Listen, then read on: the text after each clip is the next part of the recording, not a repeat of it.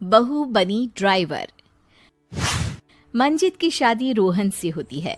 रोहन को नशे की बुरी लत लगी होती है। एक दिन, अरे माँ, मेरा एक साइड का शरीर काम नहीं कर रहा है। मैं आज खेतों में कैसे जाऊंगा? अरे बेटा, ऐसा ना बोल। तेरे पापा के जाने के बाद से तू ही घर चलाने का सहारा है। मैं डॉक्टर को बुला लाती हूँ। देखिए बहन जी, रोहन के शरीर के एक साइड में लकवा है। अब वो कभी ट्रैक्टर नहीं चला पाएगा। घर में मनहूसियत का माहौल हो जाता है। लीजिए माँ जी, रोटी खा लीजिए। अरे बेटा, मुझे तो भविष्य की चिंता हो रही है। मेरा एक ही बेटा है और वो भी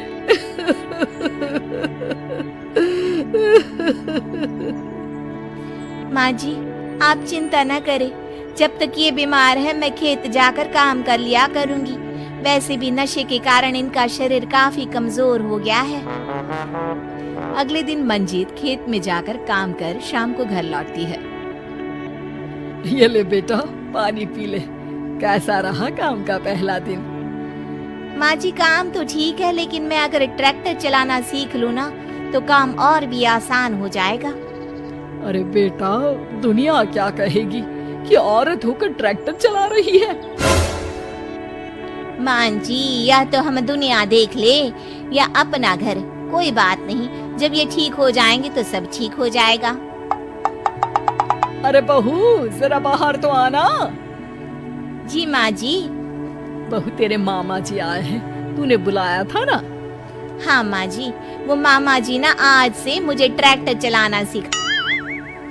मंजित मामा से ट्रैक्टर चलाना सीखती है। वो मन लगाकर खेतों में काम करती है। और एक दिन, माँ जी, पता है इस बार पूरे गांव में सबसे ज्यादा फसल का उत्पादन हमारे खेतों में हुआ है। इस साल तो खूब पैसे आएंगे। हाँ। सास खुश नहीं होती है। वो चुपचाप वहाँ से जाने लगती है। तभी मंजित उसे रोक लेती है। क्या हुआ माँ जी, आपको खुशी नहीं हुई? बेटा, आज डॉक्टर साहब बोल रहे थे कि रोहन के ठीक होने के लिए 5 लाख रुपए की जरूरत है। समझ नहीं आ रहा क्या करूं। मंजित शांत हो जाती है। अगले दिन सास मंजित के पास आती है। बेटा, ये मेरे गहने हैं। इसे अपने गहनों के साथ जोड़कर सुनार को दिया। जितने पैसे हो ले आ, डॉक्टर को आज ही देने हैं। मंजित अपने गहने और सास के गहनों को लेकर दुकान में बेचकर पैसे लेकर घर आ जाती है। माँ जी, सिर्फ 3 लाख रुपए का ही इंतजाम हो पाया है। बाकी के पैसे कैसे आएंगे? बेटा, अब तो एक ही चारा है, हमें जमीन भी बेचनी पड़ेगी। माँ, खेत बेच देंगे तो खाएंगे क्या? अरे बेटा, कोई दूसरा चारा भी तो नहीं है। रोहन ठीक हो जाए तो वो मेहनत करके इससे भी बड़ी जमीन ले लेगा। सास बहू मिलकर खेत भी बेच देते हैं। अब पूरे पैसे लेकर सास डॉक्टर के पास जाती है।